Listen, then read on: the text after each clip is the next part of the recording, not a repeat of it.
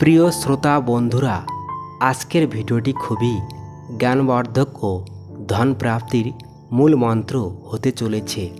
আজকের ভিডিওতে আমি বলবো স্ত্রীদের সেটি কোন অঙ্গ, যেই অঙ্গ আপনি যদি নির্লজ্জ হয়ে টিপতে বা চুষতে পারেন তাহলে আপনার জীবনে হঠাৎ অপার ধন প্রাপ্তি হতে পারেন। মেয়েদের শরীরের কোন অঙ্গ দাবিয়ে বা চুষে কোনো পুরুষ ধনী হতে পারে। যে পুরুষ স্ত্রীদের এই অঙ্গ টেপে বা চষে তার ঘরে সদা সর্বদা মা লক্ষ্মী বাস করেন। তো চলুন বন্ধুরা, আর দেরি না করে ভিডিওটি শুরু করা যাক। বন্ধুরা, এক সময়ের কথা, এক গ্রামে শিব নামের এক ব্যক্তি থাকত, যে তার স্ত্রীর কারণে অনেক দুঃখী ছিল। কারণ তার স্ত্রী কথায় কথায় তাকে খোঁটা দিত, তোমার কাছে কি আছে? ঘরে খাওয়ার জন্য অন্ন পর্যন্ত নেই। বন্ধুরা, তার ঘরে একদম গরিবই নেমে আসে। একটি পয়সাও ছিল না তার ঘরে, সাথে তার ঘরে খাওয়ার জন্য অন্যের একটি দানা পর্যন্ত ছিল না। বন্ধুরা, একে তো ঘরে কোনো খাবার নেই, তার উপর আবার স্ত্রীর খোঁটা। সে অনেক দুঃখী হয়ে যায়। সে বুঝতে পারছিল না কি করবে। এক দিনের কথা, সে ঘর থেকে একটি নির্জন রাস্তায় বেরিয়ে পড়ে। সেই নির্জন রাস্তায় চলতে চলতে সে একজন সাধুকে তপস্যারত অবস্থায় দেখতে পায়। সেই সাধু একটি গাছের নিচে বসে তপস্যা করছিলেন।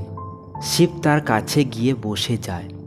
যখন সেই সাধু তপস্যা শেষ করেন, শিব তখন তার সামনে কান্না শুরু করেন। সেই সাধু শিবকে বললেন, হে পুত্র, তোমার কি হয়েছে? তুমি কেন কান্না করছো? তুমি কি জন্য দুঃখী? তখন শিব সেই সাধু মহারাজকে বলে, হে মহারাজ, আমার স্ত্রী আমাকে রোজ খোঁটা দেয়। আমি গরিব, সেই জন্য আমি যা কিছুই করি না কেন ধনের প্রাপ্তি করতে পারছি না। এতদিনে ছোট একটি কারবার ছিল, তাও স্ত্রীর প্রতিদিন ক্লেশের জন্য বন্ধ হয়ে গিয়েছে। সে দিনরাত আমার সঙ্গে ঝগড়া করে। এখন তো আমি একটা অন্যের জন্য চিন্তিত হয়ে গিয়েছি। আমার ঘরে খাওয়ার জন্য কিছুই নেই, এছাড়া পরার জন্য বস্ত্র পর্যন্ত নেই। কিন্তু এরপরেও আমি স্ত্রীকে বোঝাই সে যেন আমার সাথে ঝগড়া না করে, আমাকে খোঁটা না দেয়, কিন্তু সে আমার কথা একদমই মানে না। এ কারণে আমি অনেক বেশি চিন্তিত। এই কারণে আমি ঘর ছেড়ে এখানে এসেছি। ওই সাধু বললেন, কান্না করো না পুত্র, আমি তোমাকে একটি কাজ করার জন্য বলতে চলেছি। তোমাকে কেবলমাত্র স্ত্রীর এই অঙ্গ নির্লজ্জ হয়ে টিপতে বা চুষতে হবে। তাহলে হঠাৎ করে তোমার ঘরে ধনের প্রাপ্তি হয়ে যাবে। তুমি দেখতে দেখতে ধনী হয়ে যাবে। সাধু আরও বলেন, যে পুরুষ স্ত্রীদের এই অঙ্গ টেপে বা চষে তার ঘরে কখনোই ধনের কমতি থাকে না, আর না তার ঘরে লড়াই ঝগড়া হয়। সাথে যে ব্যক্তি ব্যবসা করে তার ঘরে অপার ধনের বর্ষা হয়। সাধু আরও বলেন, আমি তোমাকে স্ত্রীদের সেই অঙ্গের কথা বলতে চলেছি। একে মনোযোগ সহকারে শোনো আর নিজের জীবনে অবশ্যই একে প্রয়োগ করার চেষ্টা করো। তখন শিব সাধু মহারাজের কথা অনেক মনোযোগ সহকারে শোনে আর বলে, হে মহারাজ, যত শীঘ্র সম্ভব আমাকে এ বিষয়ে বলুন। তখন সাধু মহারাজ শিবকে একটি কাহিনী শোনায় আর বলেন, এক নগরে একটি কৃষক থাকত। তার অনেক জমি ছিল, যেখানে সে দিনরাত পরিশ্রম করত। তার ঘরে সেই কৃষক আর তার স্ত্রী থাকত। তাদের দুজনের মধ্যে অনেক প্রেম ছিল। তাদের ঘরে কোনো প্রকার লড়াই ঝগড়া ক্লেশ হতো না। এই কারণে তার ঘরে সর্বদা মা লক্ষ্মীর বাস ছিল। আর তার জমিতে এত পরিমাণে ফসল হতো যে সে দিনে দিনে অনেক ধনী হয়ে যাচ্ছিল। সেই চাষি আর তার স্ত্রীর মধ্যে অপার প্রেম ছিল। তাদের দুজনের মধ্যে এত প্রেম ছিল যে আশেপাশের মানুষ তাদের দেখে হিংসা করত। ধীরে ধীরে তাদেরকে পুরো গ্রামের মানুষ জানতে শুরু করে এবং এইভাবে একদিন এই কথা রাজার কাছেও অবধি পৌঁছে যায়।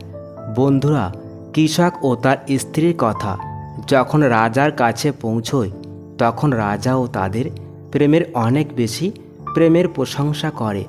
রাজাও সবাইকে বলেন, আমাদের গ্রামে এক কৃষক ও তার স্ত্রী আছে যাদের দুজনের মধ্যে অনেক প্রেম। আমি আমার জীবনে কখনো এত প্রেম কারোর মধ্যে দেখিনি। একবারের কথা ওই রাজা পুরো নগরে ঢাক পেটায় আর বলে, এ রাজ্যে যত লোক আছে সে সমস্ত লোক তাদের নিজেদের ঘরে ঘিয়ের প্রদীপ জ্বালিয়ে রাখবে। তখন রাজার রানী রাজাকে প্রশ্ন করলে, মহারাজ, আপনি কেন সবার ঘরে প্রদীপ কেন জ্বালাচ্ছেন? রানীর প্রশ্ন শুনে রাজা রানীকে বললেন, প্রদীপ প্রেমের প্রতীক। যার ঘরে প্রদীপ জ্বলে তার ঘরে সদা সর্বদা প্রেম বজায় থাকে। আর আমি চাই যে প্রেম কৃষক আর তার স্ত্রীর মধ্যে আছে সেই প্রেম আমার রাজ্যে প্রতিটি স্বামী স্ত্রীর মধ্যে হোক। এর জন্য আমি প্রতিটা ঘরে প্রদীপ জ্বালাতে চাই।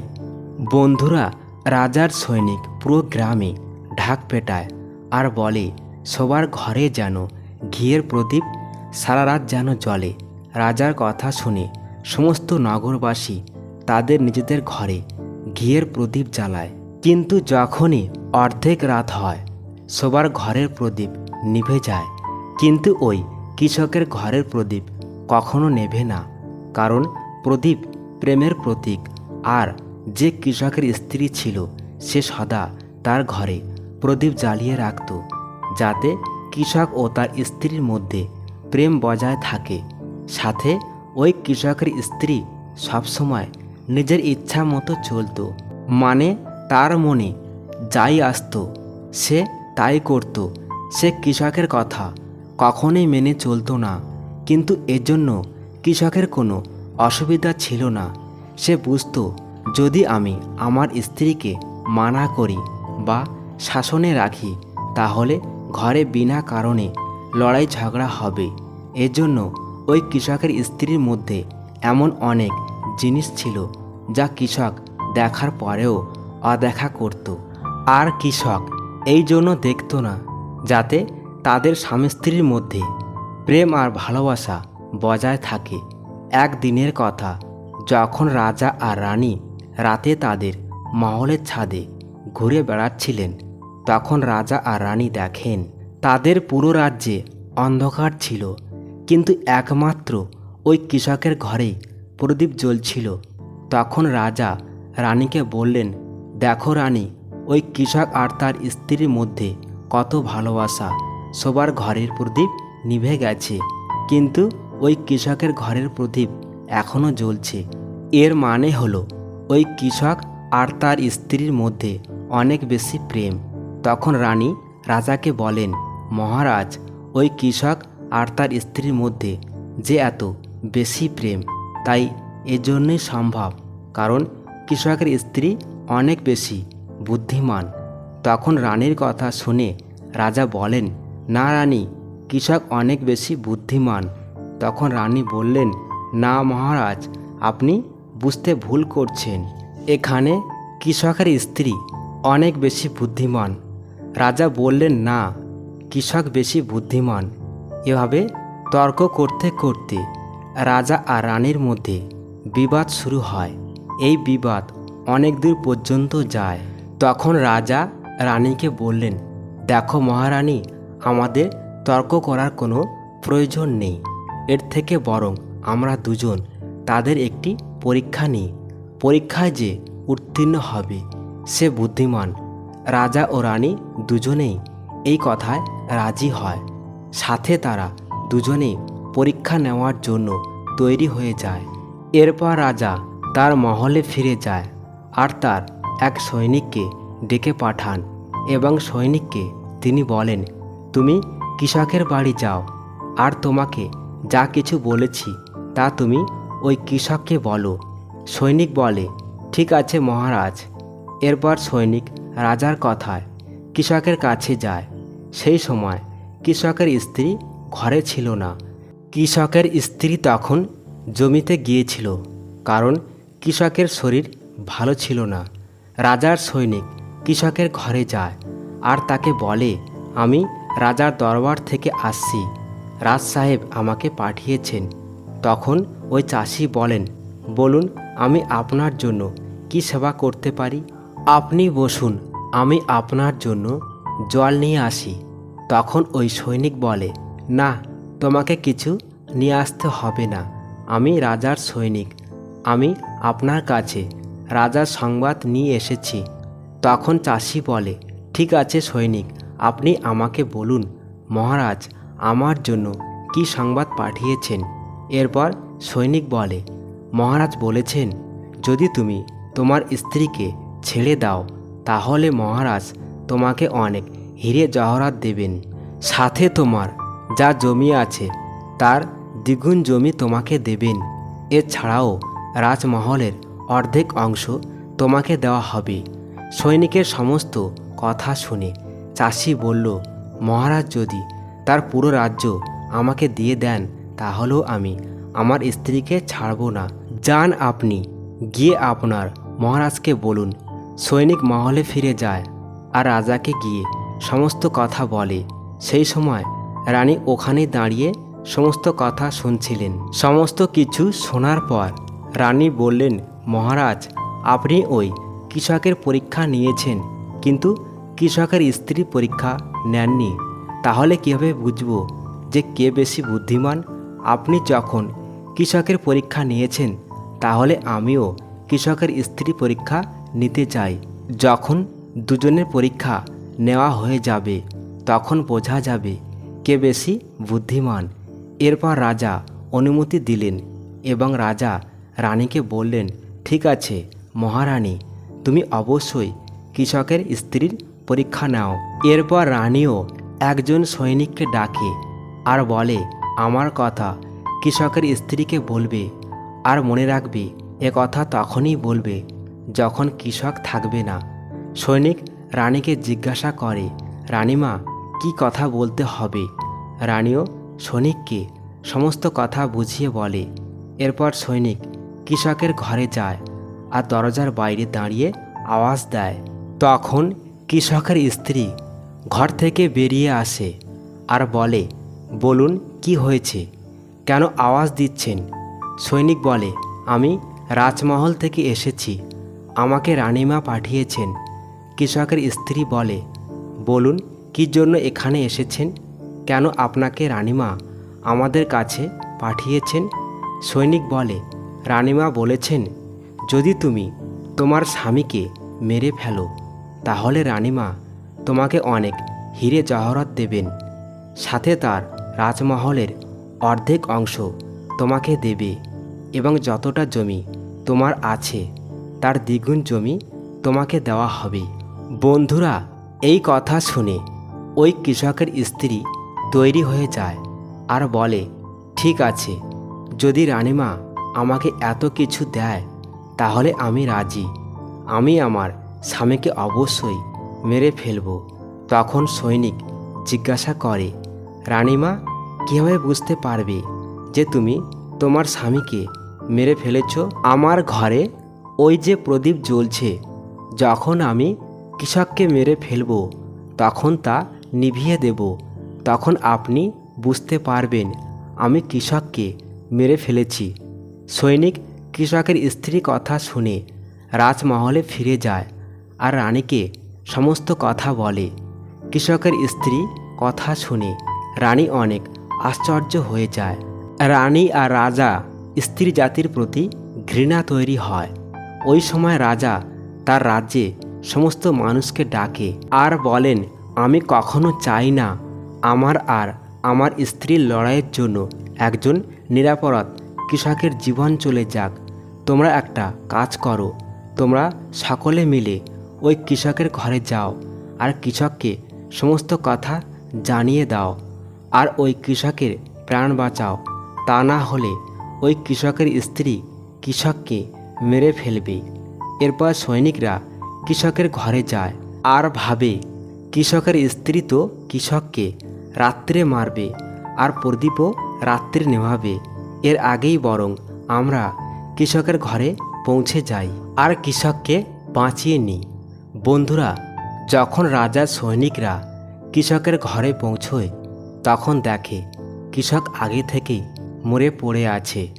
সৈনিক তখন কৃষকের স্ত্রীকে বলল, তোমাকে তো কৃষককে রাত্রে মারার কথা বলা হয়েছিল, কিন্তু এখনই তুমি কৃষককে কেন মেরেছ?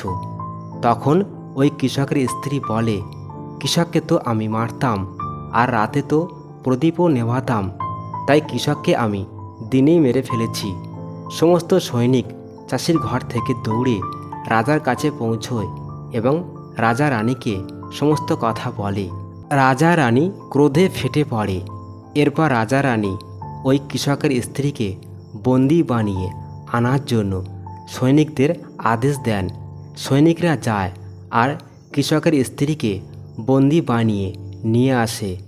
কৃষকের স্ত্রীকে জিজ্ঞাসা করেন, এমনটা তুমি কেন করেছ? তুমি তো একজন লোভী স্ত্রী, তুমি তোমার স্বামীর থেকে ধন দৌলত বেশি ভালোবাসো। তখন কৃষকের স্ত্রী উত্তর দেয়, আমি কৃষককে আগেই মেরে ফেলতাম, আমি তো কেবলমাত্র সুযোগের অপেক্ষায় ছিলাম, কারণ কৃষকের অভ্যাস অনেক খারাপ ছিল, সে আমার সাথে অনেক খারাপ ব্যবহার করত। তখন রাজা বলেন, এমন কি করত কৃষক? তখন সেই কৃষকের স্ত্রী উত্তর দেয়, সে সবসময় আমার নাকের উপরের অংশ তার আঙুল দিয়ে টিপত, আর এছাড়া চাষি আমার সাথে আরও একটি কাজ করত, সে আমার কানের পেছনের অংশ সবসময় তার জিভ দিয়ে স্পর্শ করত। তখন রাজা বলে, একটি কথা বলো, যখন তোমরা গরিব ছিলে তখন কি কৃষক এই কাজ করত? তখন কৃষকের স্ত্রী বলে, না মহারাজ, তখনও এমনটা করতো না। এরপর মহারাজ বললে, আমি বুঝতে পেরেছি কৃষক কেন এমন কাজ করত। তখন ওই সাধু মহারাজ শিবকে জিজ্ঞাসা করলেন, এখন আশা করি তুমি বুঝতে পেরেছ স্ত্রীদের কোন অঙ্গ টিপলে বা চুষলে আচানক ধনের প্রাপ্তি হয়। তখন শিব বলে, না মহারাজ, আমি এখনও বুঝতে পারিনি। সাধু বলে, যদি এখনও তুমি না বুঝতে পারো তাহলে আমি তোমাকে বোঝাচ্ছি। ওই কৃষক তার স্ত্রীর সাথে প্রথমে এই কাজ করত, যা ছিল সে তার স্ত্রীর নাকের উপরের অংশকে আঙুল দিয়ে টিপত, কারণ যদি কোনো মানুষের ঘরে ধনের অভাব থাকে তাহলে প্রত্যেকের উচিত তার স্ত্রীর নাকের উপরের অংশকে টেপা। বন্ধুরা, স্ত্রীদের নাকের উপরের অংশকে অনেক শুভ মানা হয়। এই কারণে যে এমন কাজ করে সে সবসময় ধনবান পুরুষ হয়। দ্বিতীয় কাজটি হলো, যে পুরুষ তার স্ত্রীর কানের পেছনের অংশকে তার জিভ দিয়ে স্পর্শ করে তার কপাল খুলে যায়, তার হঠাৎ করেই ধনের প্রাপ্তি হয়। এমনটা এই জন্যই হয় কারণ স্ত্রীদের কানের পেছনের অংশে মাতা লক্ষ্মী বাস করেন। যখন আপনি করেন তখন মাতা লক্ষ্মী আপনার উপর প্রসন্ন হয়ে যায় আর আপনার ঘরে অপার ধনের বর্ষা করে আর সাথে আপনাকে অপার ধনের অধিকারী করে। আপনারা তো একটি কথা শুনেই থাকবেন, স্ত্রীকে মাতা লক্ষ্মীর রূপ মানা হয়। এই কারণে সংসারে যেই মানুষ এই দুটি পবিত্র কাজ করে তার ঘর সদা সর্বদা ধনে পরিপূর্ণ হয়ে ওঠে, যা এই কাহিনীতে কৃষক ও তার স্ত্রীর সাথে করত। কিন্তু যখনই আপনি এমন কাজ করবেন আগে আপনার স্ত্রীকে সমস্ত কথা বলে দেন, তা না হলে এর অন্যথা হতে পারে। আপনার জীবনে ওই চাষির মতো অনর্থ হয়ে যেতে পারে। বন্ধুরা, মনে ভক্তি যদি সত্যি থাকে তাহলে কমেন্টে লিখুন হর হর মহাদেব। ভিডিওটি ভালো লেগে থাকলে অবশ্যই লাইক, কমেন্ট এবং শেয়ার করে অন্যদের দেখার সুযোগ করে দিন।